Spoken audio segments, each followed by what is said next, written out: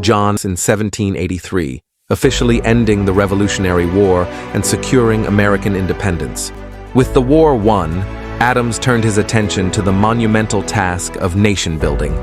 He served as the first U.S. ambassador to Great Britain, a position filled with tension given the recent war. Returning home, he was elected as the first Vice President of the United States under George Washington. Adams found the vice presidency frustrating. He described it as the most insignificant office that ever the invention of man contrived.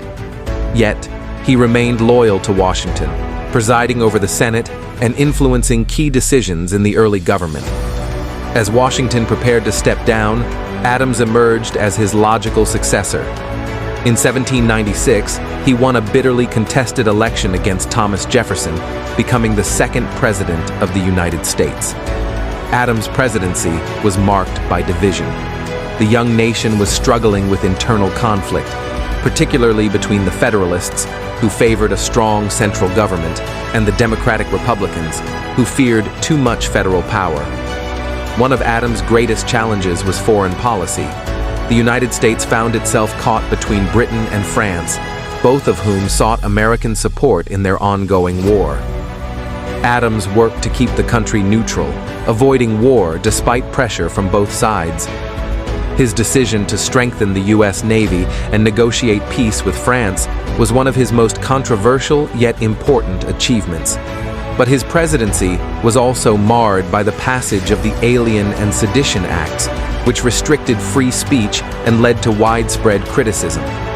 These laws, meant to protect national security, were seen by many as an attack on individual liberties. In 1800, Adams ran for re-election, but was defeated by his former ally, Thomas Jefferson.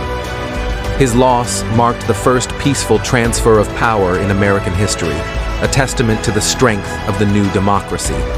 After leaving office, Adams retired to his farm in Quincy, Massachusetts. Though he largely withdrew from politics, he remained a keen observer of national affairs, writing extensively on government, philosophy, and democracy.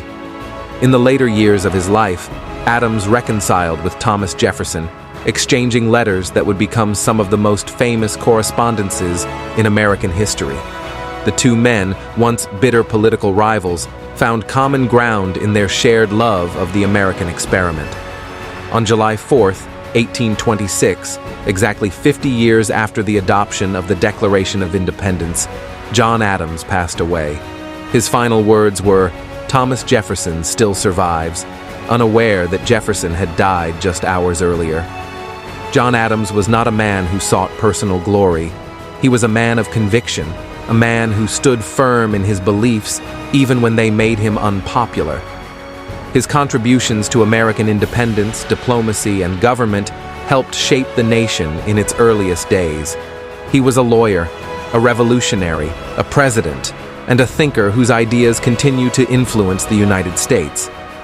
His legacy is one of principle and perseverance, a reminder that the foundations of democracy are built not just by warriors, but by those who dedicate their lives to the pursuit of justice and freedom. This was the life of John Adams, the man, the patriot, the second president of the United States.